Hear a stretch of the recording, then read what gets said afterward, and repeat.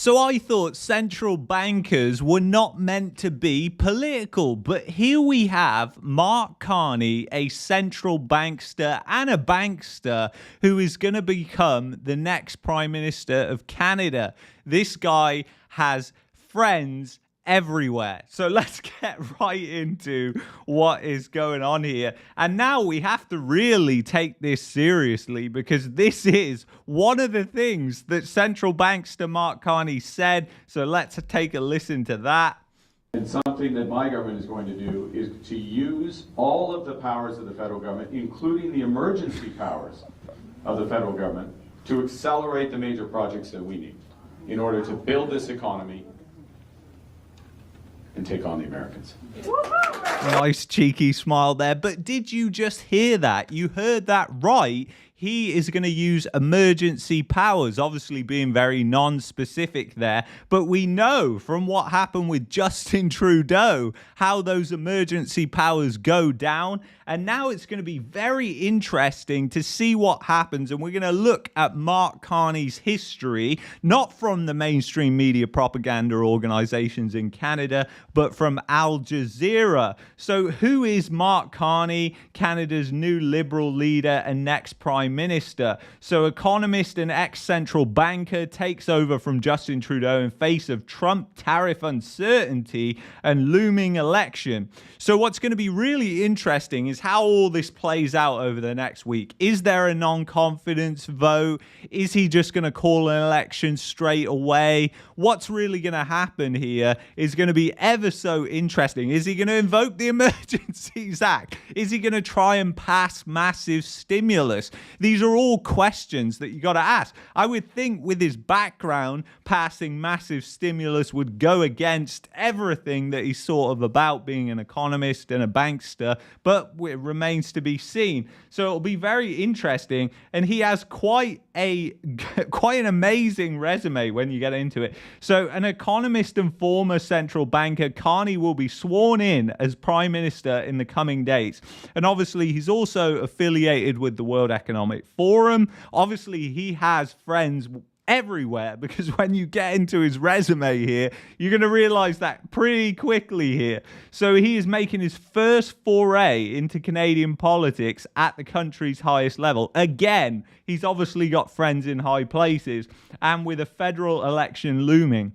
And again, I want to highlight here that you also had in the UK, Rishi Sunak, who came to power, and this guy was an elitist, globalist, World Economic Forum guy, and he wasn't even elected. He was just replaced as the leader in the UK. And now you have a very similar thing happening with Carney. Obviously, it completely failed in the UK, but it's going to be really interesting to see how this works out, because a lot of people speak really highly of Carney. I don't know why, but that is the perception, and we'll get into it. I mean, obviously, you can't deny this guy is pretty smart in all the places he's been here. So Carney holds a degree from Harvard and Oxford universities and spent over a decade at the investment firm Goldman Sachs. More recently, he served as the chair of Brookfield Asset Management, where he also led the company's transition investing, an effort to promote investments that align with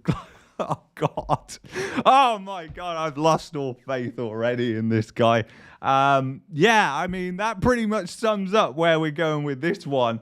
So the 59-year-old began his tenure as the governor of the Bank of Canada amid the global financial crisis of 2008. And we all know what happened there and what the central bank did. Obviously, there was massive buying of mortgage bonds that happened in Canada as well as in the United States back then. And obviously, he was at the helm then. So he gave those bailouts. And he was credited with taking quick and decisive actions that helped spare Canada from a more serious downturn. Oh my God, because we are going to pay for it now, because all that was can kicking, and Canadians are really going to pay the price for that, unfortunately, with the massive, disastrous housing bubble that is currently unraveling in Canada. So in 2013, Carney left to take the helm of the Bank of England, where he remained until 2020, the year the United Kingdom formally left the European Union, which probably went against all his globalist affiliations and everything like that. And, you know, rightly so, the leader of the opposition, Pierre, has also pointed out many flaws in what Carney has said, and also in his business dealings, and also business dealings in the United States as well, and the way he's trying to obviously portray himself right now to Canadians. So obviously he won with a massive percentage of the vote here, over 85% of the vote Carney won by, so that is a staggering amount. But it's going to be very interesting to see what happens in a general election. Now, I think that the Conservatives are going to win. I think it's obvious that that's going to happen, despite the polls being all over the place. But I think it is really alarming that you've got a guy who has lied so much when he's come to power, obviously has friends everywhere that can get him to positions of power like this. He's more well qualified, we will give him that, than Justin Trudeau, the ex-drama teacher, and then the obviously journalist, Chrystia Freeland, and obviously she was running as well. And we will all be glad to see the back of them when Trudeau finally resigns. And obviously that's going to be happening imminently, which is something we can all raise a glass to. But really, the fact is, we should all be calling for Justin Trudeau to be behind bars for some of the stuff he has done, including turning the country into a dictatorship, and that being proved illegal as well, because that cannot be forgotten. Canadians cannot forget what Justin Trudeau has done as he disappears into some mansion into Quebec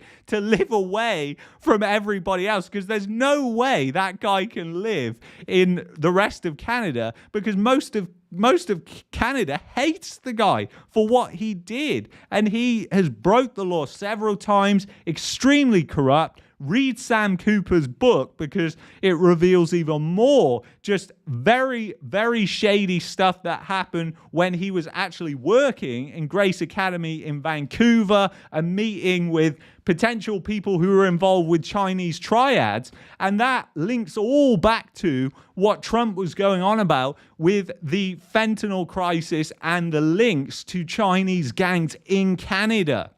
And there is seriously a huge problem with that, which people need to realize. You know, despite there being negligible amounts of drugs which are actually being trafficked due to the stats, if you look at them, if you actually look at what is going on with power structures underneath the hood here and read things like Sam Cooper's book, Willful Blindness, you will just be absolutely, you'll just be speechless by some of the stuff that unveils. So it's going to be very interesting to see what happens over the coming days. Guys, I want to thank you so much for being here this evening. If you've enjoyed this video, I'd highly recommend you check out this video here. And if you're looking for a VPN and also want to support the channel, please go to expressvpn.com/marketmania. I will see you in the next one. Take care, guys.